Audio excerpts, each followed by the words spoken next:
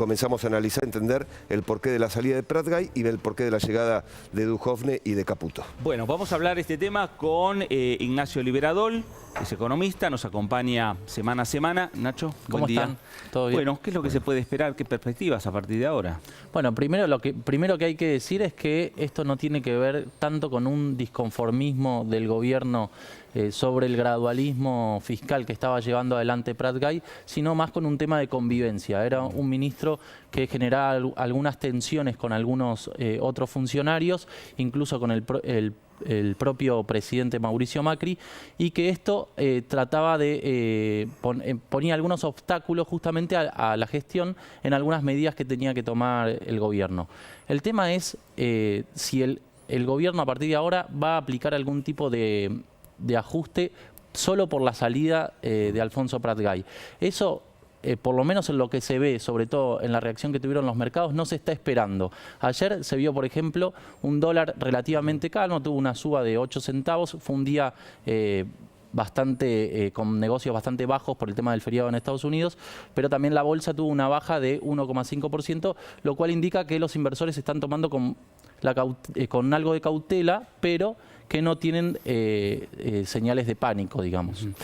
Nacho, ¿es bueno, es interesante, te parece importante el desdoblamiento de economía? Digo, porque se pensaba en un primer momento, sobre todo este año, un superministro como era Alfonso Pratgay. Ahora se desdobla, Hacienda por un lado, Finanza por el otro. ¿Qué se apunta cuando se desdobla un Ministerio de Economía? Bueno, justamente lo que aparece ahora, la figura de Duhovne es más de un analista, o sea, él se mantuvo durante estos años más en la consultoría, fue economista jefe del Banco de Galicia durante muchos años, pero no estuvo tanto en la gestión pública.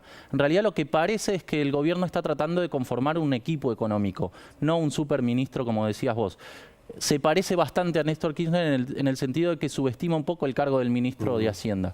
En realidad lo que espera de Duhovne es que por ahí acerque algunas ideas, pero no que genere ideas o iniciativas propias para llevar adelante. En realidad lo que va a terminar haciendo es acatar órdenes y cumplir su rol dentro del equipo económico. Un equipo económico propio, un equipo económico que trabaja con Mauricio Macri y con el PRO desde hace años, porque en ese equipo económico no vemos hombres del radicalismo y Alfonso Pratgay no era un hombre del riñón del PRO o de la Fundación Pensar. Es más, hasta en algún momento político electoral de la República Argentina, Alfonso Pratgay quiso renovar su banca en el Congreso Nacional y enfrentó al PRO aquí en la Ciudad de Buenos Aires. Exactamente, y en realidad el que sale muy fortalecido es Federico Sturzenegger, que es del riñón y de la confianza de Mauricio Macri, justamente porque en la pelea que tenía con respecto a la reactivación de la economía en el manejo de las tasas de interés, Alfonso Pratgay pedía que las bajara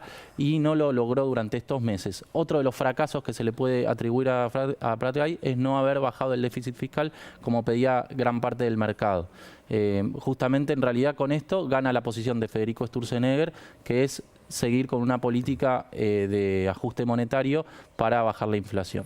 La llegada de nuevas inversiones a la República Argentina seguramente será un trabajo importante, clave, columna vertebral a partir del año 2017, y de estos dos ministerios nuevos dependerá, obviamente, captar más inversiones, seguramente, por ahí pasa la cuestión. Bueno, ¿no? hay un dato muy importante. Hoy, por ejemplo, a las 4 de la tarde el INDEC va a dar el indicador de actividad económica de octubre.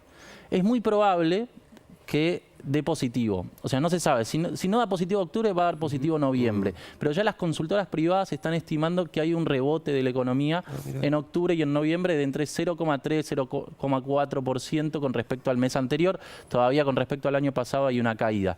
Pero en realidad lo que está diciendo es que toda esta cosecha del trabajo que estuvo haciendo Pratgay la van a empezar a tener los nuevos ministros, digamos.